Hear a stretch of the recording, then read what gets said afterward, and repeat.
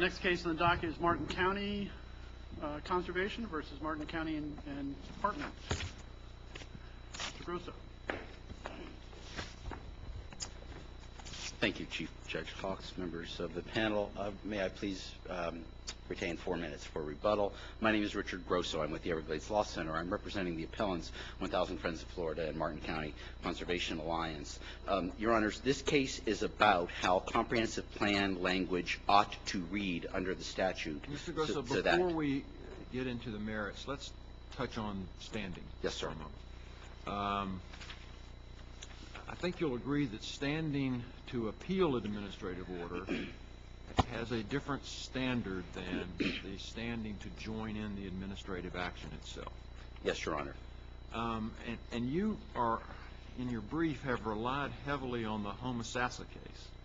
Yes, Your Honor. And as I read that case, the standing standard there is set by statute, 163.3215.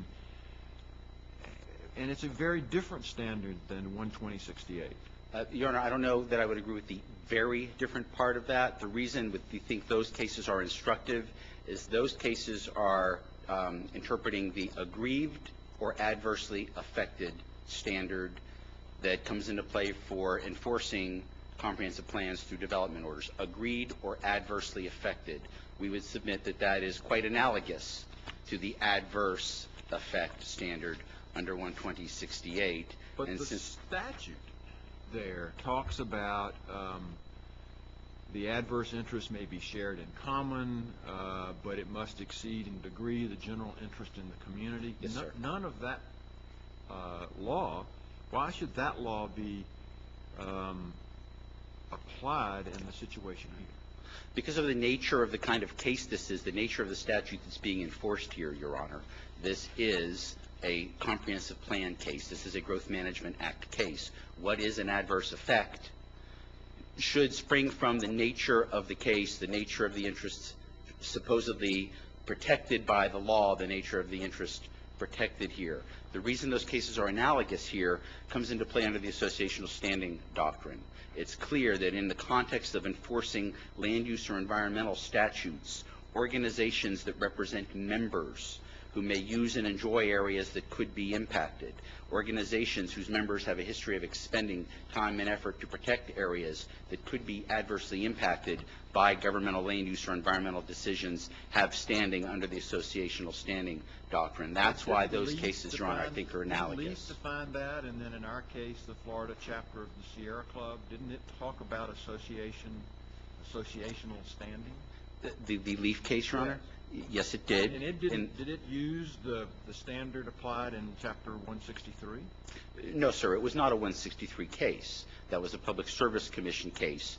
And Leaf said that the environment or the organization in that case did not have standing because its allegations of standing simply did not cut it. It said in Leaf the allegations of standing were we have members throughout the state.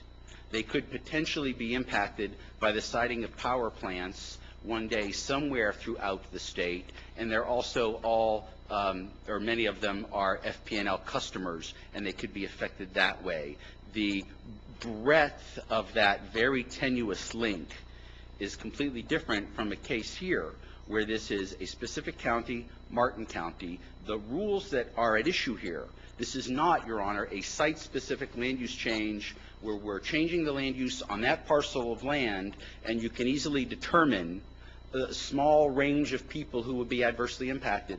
These types of amendments that change the rules over 190,000 acres in one case, change the rules in 11,000 acres in the other, but don't change the land use for any site-specific area, it's not possible for there to be a specifically defined group of people who are impacted by that. Well, the best anyone can do, Your Honor. But that's why we have a county commission, right? I mean, you know, when this growth management plan is changed, people talk to their commissioners hold public hearings or do whatever they want to do. I mean, it's not like they have no voice, it's just that they may not have a voice in court. But, Your Honor, this statute was specifically designed to address sort of the old way of We leave it to the electoral process and people listening to their constituents. That's how we do land use. This statutory scheme was very definitely meant to change that. Would you agree that the 163 standing provisions are broader? Yes, sir. The law, I think, is pretty clear, as Judge Van Norwick says, that just having 163 standing does not automatically give you standing on appeal. I know that law well. It's narrower. So, It I is mean, narrower.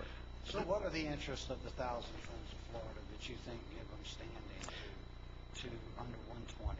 Both organizations, the Thousand Friends and Martin County Conservation Alliance, demonstrated, following on the Melzer and O'Connell case law in the 4th District Court of Appeal, that they have members who specifically own land, and they have members who regularly use and enjoy areas that are affected by these land use changes. The Land Protection Initiative Amendment, which changes the rules over 190,000 acre agricultural area, we demonstrated we represent members who own land in that area, proved that we have members who lead field trips and do bird watching and other recreation-based activities in that area. So But how are land they ownership, adversely land use, affected? and enjoyment. Yes, Your Honor? They use they have recreational use, but is there a showing here that they're going to be or are adversely affected? The ALJ, I think, found that there was no net loss of agricultural land. I'm not sure that the law judge actually said that, Your Honor. It's clear and it's undisputed that the amendments change the rules and allow waiver of lot limits. There's even a question of whether it allows density increases. And so, very, very much this is changing the rules in an area that could lead to additional development of a different type and allow the conversion of farmland to other uses, and allow environmentally sensitive land to subdivision uses. And so again, to take the argument to the extreme on the other side of the standing issue, Your Honor, there's never standing to change the rules in a comprehensive plan. That there could somehow only be standing. There's two parts of a plan, and this is important to understand for this case. There's the future land use map that says what kind of land you own, what you can do on your land, and then there's the text of the plan that says these are the rules throughout the comp plan. The textual plan changes that don't specifically point out parcels of land and people who are being impacted, no one then would ever have standing to appeal the approval of those. That's the concern here with this standing But on argument, yours, Your Honor. doesn't everyone have standing? I'm sorry? Doesn't everyone have standing under your argument? I mean, couldn't I take almost any group of people and come up with an argument and have standing under the standard that you set? I understand the concern, but no, you cannot. Under the Growth Management Act, you can never leave your house. You cannot like what's going on. You can get an administrative hearing, but not to appeal. To appeal, you have to own land in the vicinity of an area that could be impacted, or you have to regularly use and enjoy an area that could be impacted, or you have to have a history of expenditure of resources, volunteer effort to protect an area. That's the distinction between appellate standing and standing to get a hearing under the Growth Management Act, and we met that in this case. So what's the difference if we put in the 163? Where does that fall on your scale? You have the guy who stays in his house and never does anything and only files the administrative law challenge. Yes. And then you have the guy who owns land and regularly uses the land and pays his personal funds to keep up the land. Where does the 163 fall then? I'm sorry, the 163 standing was the former, Your Honor. You are required to have no injury to just get an administrative hearing. The only requirement is that you live in the county. You could be 50 miles away for any land that's impacted. You either live there, or you operate a business, or you own land. Anywhere in the county with no relationship to where the land is that's being affected. As long as you submitted an oral or a written comment to the county on the plan amendment, that's all that's required to get a hearing. So That's not the 163 standard. Yes, sir. That is the 163 administrative hearing standard. There's no requirement that you ever... I think Judge Hawks is referring to 163, 32, 15, and the difference between standing to intervene in circuit court, where the legislature has a very broad definition of what an interest in the plan that is protected, whereas in 12068, the first sentence says, a party who is adversely affected by final agency action. No definition, no. Thank you, Your Honor. Thank you, Your Honor. Thank you, Your Honor. I did take Judge Hawks' question to be standing to challenge plan amendments. If you were instead referring to standing to challenge development orders on the basis they're inconsistent with comprehensive plan language, then that is more rigorous than the hearing standard for plan amendments. It does. Well, actually, 163, 3215 is very broad for standing to challenge a development order. It says all you have to do is have an interest in recreation and resource management, just a broad interest that's protected by the plan, and you can challenge it in circuit court. And the legislature went to the trouble to lay out exactly how broad that is, and in 12068 they say, again, to appeal, you have to be adversely affected. And so I'm not sure here how the Friends of the 1,000 Friends and the other entity, the other appellant, is adversely affected. Your Honor, there is an adverse effect requirement for 3215 development order cases. The difference between that statutory, more liberalized standing and the old common law is that the interest can be shared with others. That's the distinction. So even in a development order challenge, like the Dixon case that this court wrote recently, like the Johnson case, there does have to be an adverse effect. I need to be clear about that. You do have to use and enjoy an area or own land near the area. So that adverse effect is there. That's why those cases are relevant. And that's why I would like to close on the standing, because if organizations like this don't have standing, no one will, on changes to comp plans that change what the rules are, as opposed to site-specific land use map changes. I would submit that there's a difference between the LEAF, we represent people all over the state case, and this one, where we specifically proved we have members who regularly use and enjoy and own land in the areas where the rules are being changed. And you would also distinguish the Florida chapter of Sierra Club on that basis, because there the Sierra Club made very similar allegations to those made here. If that was the Swanee Cement case? Yes, Your Honor. Because it was site-specific to one cement plant. Site-specific, that made no showing about the use of any areas in specific that could be impacted by that site-specific environmental permit. That's the distinction, Your Honor. I want to emphasize the statutory scheme here. The Growth Management Act and the cases are very clear. Comprehensive plans must meet a certain format. There's a definition of objective. It must be a measurable thing. There's a definition of the word policy. It must tell you how the objectives and goals are going to be met. The rule says the standards must be meaningful and predictable. The case law, the Dixon case, the Johnson case, has made it very clear. Comprehensive plans must have enough detail in them so that the landowner, the citizens, the county, a court, when it has to enforce this, could compare a development to the language and tell what complies and what doesn't. The language must be specific enough that it fixes the ills the Growth Management Act was designed to prevent.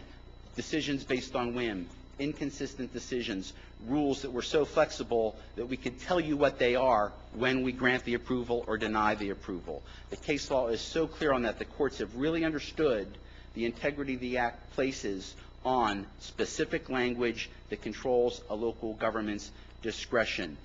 The cases, when you look at the statutory language used, you look at the case law that interprets it, that talks about consistency being a norm, a standard, a mark, an objective against which you could compare any individual decisions and tell, does it comply or not? Those cases pretty clearly say there must be a plain meaning. There must be plain language. Comprehensive plans must tell you clearly, plainly, what the rules are to guide and control their future decisions, Your Honor. When we review these amendments to determine whether they have meaningful and predictable standards in some of it, are we doing a factual analysis? Is our standard of review, is there competent substantial evidence to support it, or are we interpreting a document? I think it's clear, Your Honor. I think the cases are clear. This is a legal question. The interpretation of a comprehensive plan and comprehensive plan language, plans are viewed as legislative documents, is purely a question of law to be reviewed de novo. And that is why, in this case, where interpretations put upon the language by the law judge and the agency that were based on what the planners said they meant, what we think the county meant, are wrong. You can't do that. It's what does it say? It's not what the planner who wrote it or implements it today thinks it means, wants it to mean. It's what it's going to mean when a court down the line, when that language is applied to developments, is going to read it to mean purely a question of law. That's one of the main legal errors here, is upholding various interpretations that seem to fly square in the face of basic rules of construction based on what a planner said they think it meant. That's where it's wrong. Purely a question of law.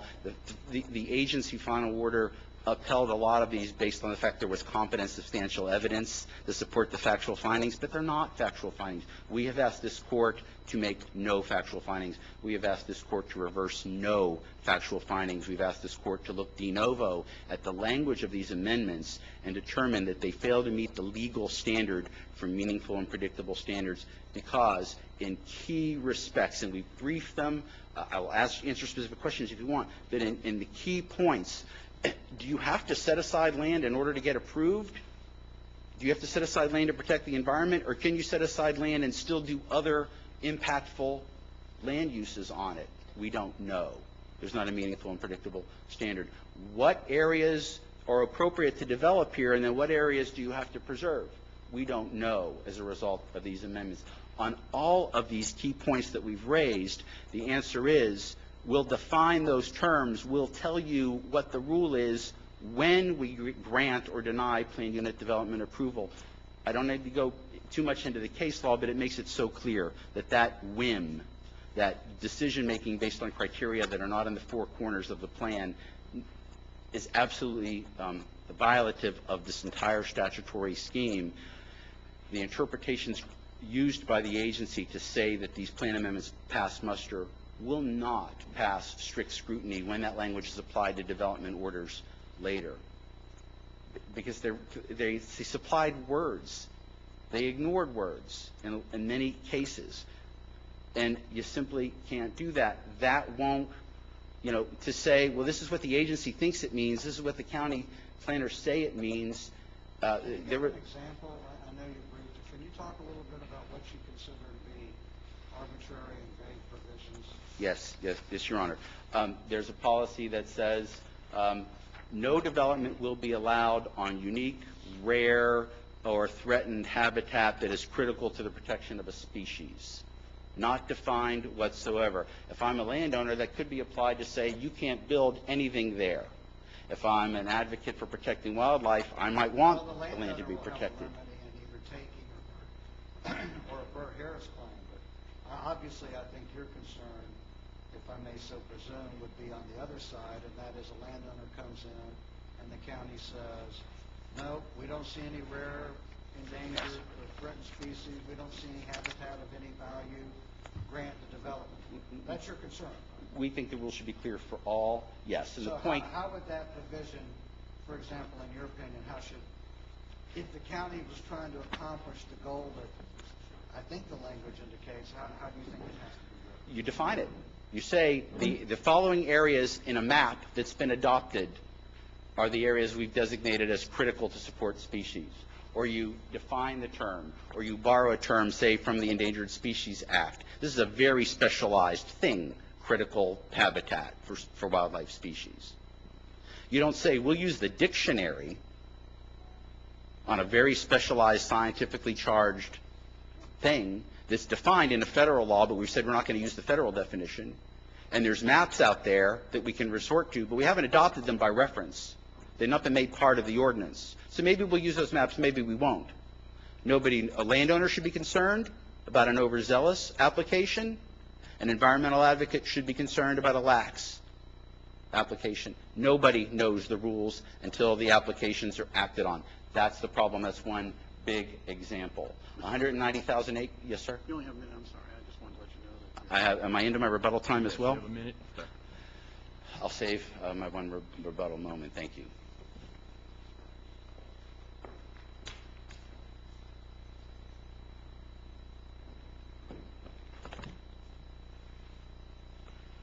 morning, Your Honors. May it please the Court. I am David Acton, Senior Assistant County Attorney for Martin County.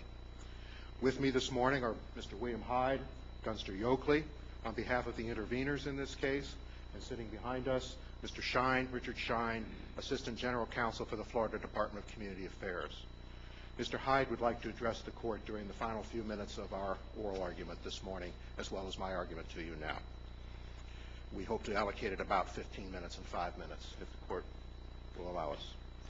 On the standing issue that we raised in the answer brief, in which this is our first opportunity to reply or respond to the arguments of the appellants in the reply brief in this morning's oral arguments, the standing rests by their own admission, not on their organizational status or their organizational interests, but solely on their members' interest. Yet in the final hearing in this case, they failed to prove to the administrative law judge, they failed to argue in the reply brief, and they have failed to argue this morning what the adverse effects on their members' interests are. They've done an excellent job in outlining the associational standing requirements, discussing the interests their members have, but at no time have they shown to this Court any adverse effects to those interests from either of the amendments, referring to the Land Protection Incentives Amendment and the Secondary Urban Services District Amendments that are before the Court. As we highlighted in pages 12 and 13 of the answer brief when we raised this issue initially, we pointed out to the Court the deficiency in the evidence that was presented at the hearing where they had to present the evidence of any adverse effect. The members claimed, and they highlighted throughout this appeal, that they have outdoor recreational interests or conservation interests. But at no time have they gone to the amendments that were adopted by the county and tried to show this Court in either writing or oral form how those amendments in any way create adverse impacts upon those outdoor recreational interests or those conservation interests. And we've summarized those arguments at those 2 pages. The gist of their presentation in both the reply brief and the oral argument this morning is that somehow this impact upon these lands in the rural central areas of Martin County, which are either generally agricultural or conservation lands, will somehow change the nature of those lands in some way so that their members' outdoor recreational interests or conservation interests are no longer what they are at this time. But they do not show you how that in fact occurs. If you would pause as you reflect on this case and consider standing, Your Honors, and think about how those amendments operate in terms of increasing the opportunities for conservation of land and creating the opportunities for additional public land that their members could enjoy their outdoor recreational interests upon, common sense tells you that the impacts of these amendments upon those interests is in fact more likely to be positive than adverse. And perhaps that's why they have been unable at the hearing stage, at the written reply brief stage, and now in oral argument to show you any adverse impacts, because there are none. Common sense tells you that. Well, if I heard the appellant's argument correctly, one of the issues they raise is that you really can't tell the impact because the amendments are not sufficiently clear that you can determine exactly what's going to happen. I think, Your Honor, their argument was that it was not sufficiently site-specific that you could tell, because only in prior cases where there are amendments that deal with specific pieces of property do those adverse interests become clear. But that's not true. If you think about what their argument has been concerning their interests are broadly stated in terms of going to unspecified places in the rural areas of Martin County to engage in bird watching or kayaking or so forth. And they claim that somehow by changing the land use, opportunities to owners in that area, so that instead of spreading their homes out on their property, one unit on a 20-acre piece of tract with another residential unit on the next door 20-acre tract, the owner can now take the opportunity of clustering those homes, the same number of homes, not an increased number, but the same number, and bring them down into a different pattern of development that have smaller lots, and then set aside the remainder of the land, if it's at least 500 acres in total. At least 50% of that remainder of land is now set aside in perpetuity without further development rights for either agriculture, which is an interest the Martin County Board of County Commissioners has expressed a strong interest in retaining, or conservation, or what is referred to just as general open public space.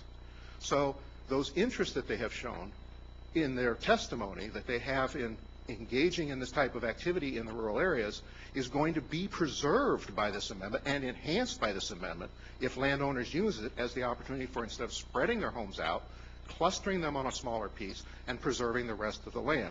So his argument about site-specific doesn't apply. What about their argument that, and I appreciate your argument, but their argument that these amendments are essentially vague and arbitrary, or subject to arbitrary enforcement. So let's talk about the example you just brought up. All right? One of the issues here affects 190,000 acres, right? Yes, the Land Protection and Savings Amendment essentially changes the pattern of development in the rural areas of the county, about So maybe we can 190,000. talk about that, almost All right. 200,000 acres of land. You say, well, the change is positive because it will require more infilling, if I could use that term, but, you know, more intense development on smaller parcels, allowing greater open space. How does it accomplish that, objectively speaking? It accomplishes that objective of allowing for the clustering of the homes on a smaller piece of the land that the owner has by saying that you come in for a comprehensive plan amendment, creating, by the way, a new point of entry for these same people to challenge what is being done at that point on that land. You come in for that amendment to request that you have a planned unit development created for the area where the homes will be built. And you set aside the balance of the land for preservation or agricultural use, stripping it, if you will, of development potential. Yeah, I mean, I found it interesting that one of the purposes cited in your brief was it'll make the open space cheaper for the county to purchase. So. Well, free, hopefully, Your Honor. Well, hopefully. But, so, let's say I'm a landowner in that area and I have a 10,000 acre parcel. Yes, sir. And I say, what I want to do is take my 1 per 20 acres density. I'm not good enough at math to figure out how many that is in 10,000 acres. But I want to cluster that. And so it's your position that that would then require me to cluster that in a smaller area. Yes. I'd still have to get a land amendment. Absolutely. A land use amendment. Absolutely required. No point of entry. No dispute about that between the parties. And what is your response that somehow this is vague and unquantifiable? For example, his comment regarding the rare and unique habitat. Well, and I'll bring my argument down to that specific point, but start in a somewhat more general manner. We have to bear in mind we're talking about the comprehensive plan here, but the comprehensive plan under Chapter 163 Land Use Act does not operate in isolation. You have the comprehensive plan, but you also have land development regulations. And then, of course, you have the specific development orders. So you work from the general to the specific. I respectfully suggest that what my opponent is trying to argue to the court is that the land development regulation specificity should somehow be written into the comprehensive plan. And we know a comprehensive plan is a constitution, not a Exactly. statute. So it can be more general without violating the statutory requirement for specificity and direction to the county. What about his argument that terms like threatened and terms like rare, and his argument that, at least I find interesting, that this depends on what planners say and think a plan means.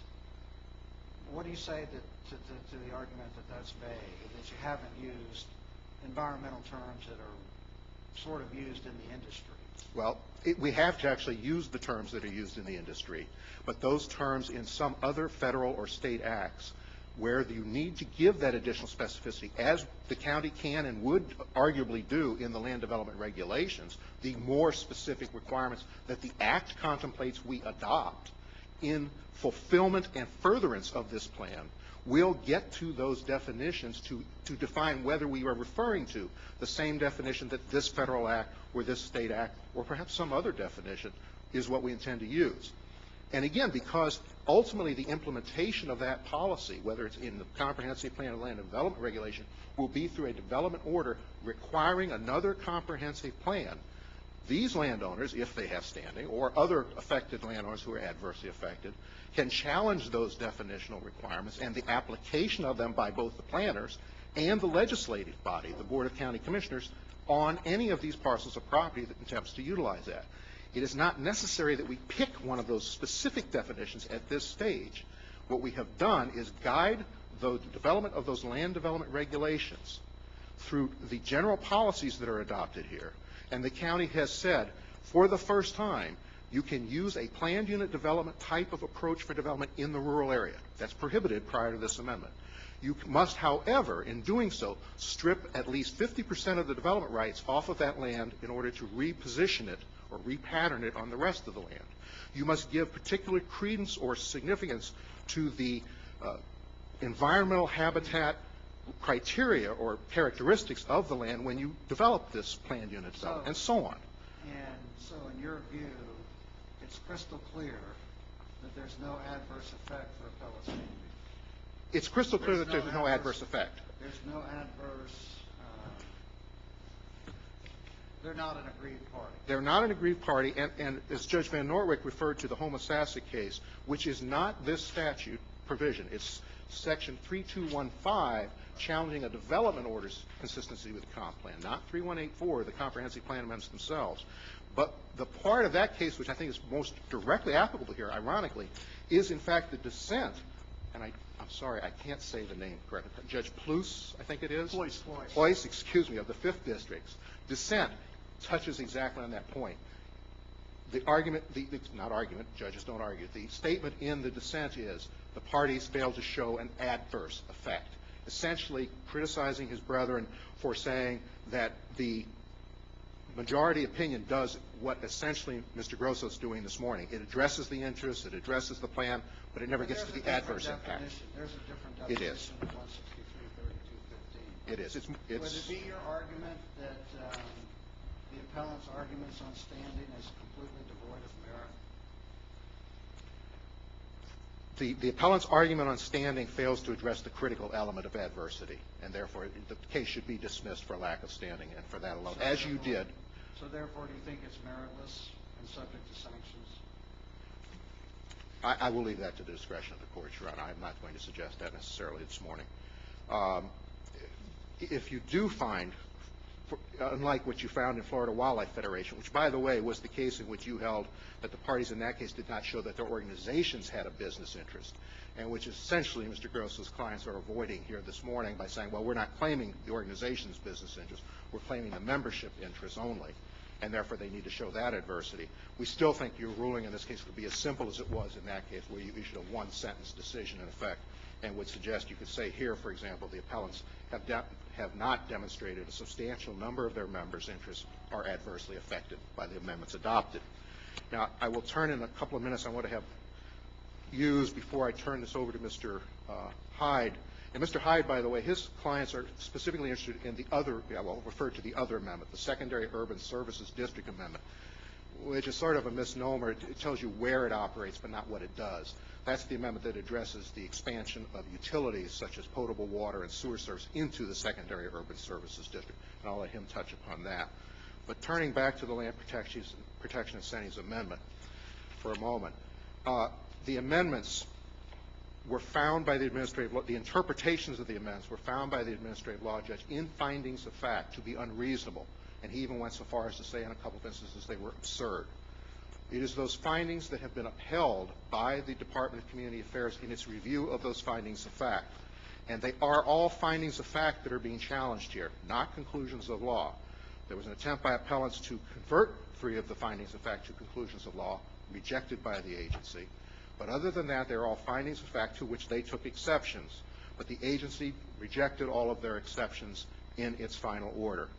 The agency held that these are, and it's an application of the statute that it is tasked to enforce, and the rules that it has written to do so under Rule 9J5 has held that the findings of fact by the administrative law judge were supported by competent substantial evidence. And that ruling by the agency in this case is the one that you're reviewing now as to whether it is in fact a correct ruling that should be upheld. We would respectfully suggest that in giving some deference to their ruling on those findings, which they were constrained about changing because, after all, they could not change the findings of fact unless they held there was not competent substantial evidence. They found that there was. They upheld it. They reviewed the maps, the testimony, the special study that the county actually commissioned in 2007, the referred to opportunities on rural lands to use the land more wisely, as has been attempted in the Land Protection Incentives Amendment, and the use for the first time of a planned unit development approach to development in that area as well as in the urban areas. All of those findings made by the department are what are at issue here, and we respectfully ask the court, if you do not in fact dismiss this case for lack of standing, to affirm the ruling of the administrative agency, in this case the Department of Community Affairs, as to all of those issues and affirm the final order. At this point, with your consent, I will turn this over to Mr. Hyde to make his argument. Thank you. Good morning. My name is William Hyde, and I'm here representing the interveners below, co-appellees on appeal, Martin Island Way and Island Way. They are both developers within the so-called Secondary Urban Services District. This amendment, the Secondary Urban Services District Amendment, did not do anything to change the density of that allowable development. In fact, they have plats that have been approved for their developments. What it did do is it clarified and provided specific definitions and criteria for the extension of regional potable water and sewer service into the Secondary Urban Service District. Now, we put on considerable evidence as to the benefits that would accrue as a result of extending these regional utilities into the Secondary Urban Services District. They are contained in the recommended order in paragraphs 74 through 94. I won't go through them. They're extensive. They are not contested on appeal. Not a single one of them were contested on appeal. The considerable benefits of having regional water, regional potable water, and regional sewer. Not any of those benefits were challenged. And you have to ask yourself, if you're thinking about standing, how could the appellants possibly be adversely affected by the mere extension of potable water lines and sewer lines into the Secondary Urban Services District? Mr. Acton, talked in general about whether they were adversely affected, but I suggest to you that there is no possible way on this record that they could possibly be adversely affected by the mere extension of water and sewer lines into the Secondary Urban Services District. They could have argued that that would increase density, right? Now, apparently they didn't. But it didn't increase density. That's the point. Well, obviously, though, extending those kinds of services can increase density. Correct? It could, but it didn't in this instance. The density in the Secondary Urban Services District stayed exactly the same. And I think they didn't challenge those paragraphs. They did not challenge a single one of them, and I think it's kind of odd that they didn't, because I think they really undercut any argument they can make as to the Secondary Urban Services District. Instead, they didn't, they couldn't challenge them because there was obviously competent, substantial evidence as to these considerable benefits. Instead, they try to find confusion where none exists. They stated in their brief that the amendment was vague as to whether it allows central water and sewer facilities outside the Secondary Urban Services District. Now, there are several provisions that run directly counter to that, but I cite one to you. Subparagraph 6 of the amendment expressly states, property lying outside the urban service district shall not receive utility service from a regional wastewater system. You could not be clearer. That is the simple and plain meaning of the English language. Now they go on to say, well, maybe, the use in one case of the phrase central water and sewer might imply some possibility of someone's using a packaged sewage treatment plant as opposed to a regional utility. Again, that's completely undercut by the plan. And I'm going to quote to you the administrative law judge's statement. Their argument depends, quote, on an unproven assumption that the county would violate the explicit provisions of the SUSDA prohibiting packaged treatment plants in the SUSD. And then he went on to say, these, quote, interpretations are unreasonable and contrary to the language of the Secondary Urban Services District. I don't recall, obviously, we've talked about the standing and the county's approach in their brief. Your argument is they have no standing on the secondary? Clearly. I don't even think that's a reasonably debatable point. Did you move for fees under 57105? Yes, I did. It was under section 120. Oh, under the 120. 595, print 5. And I think that, it's one thing, they had their shot at a hearing. Their arguments were clearly and dispositively rejected. They bring this appeal as to something, the Secondary Urban Services District Amendment, that they are not remotely or even plausibly adversely affected by. They have delayed the development of these projects, the extension of water and sewer lines to them for 2 years now. Sometimes, you get a couple, efforts to swing at the ball, but if you swing several times and miss, something ought to happen as a result of that. And I think in this case, it's so clear they're not adversely affected. It's so clear what the provisions of the statute, of what the plans say as to Secondary Urban Service District extension of water and sewer. There is just no ambiguity. There is no doubt. There is no confusion. Everybody knows what it is. Thank you. What council didn't tell you, Your Honors, is that this was the repeal of a growth management strategy that meant to limit development in the secondary by not allowing central and regional facilities. It's not about if there's going to be development, would you rather have it on central facilities or septic tank? Everybody knows that. That's not the point. Everyone agreed that allowing this makes subdivision development more marketable. It encourages development in that area. That's what this is about. So the suggestion that the groups aren't harmed because it's better for water quality is beside the point. In response to the argument, if I may, Yes. that you didn't challenge paragraphs 74 through 94. I'm sorry, I don't remember exactly what 74 through 9. Those would be, I think, The findings about the impact of the extension of the services.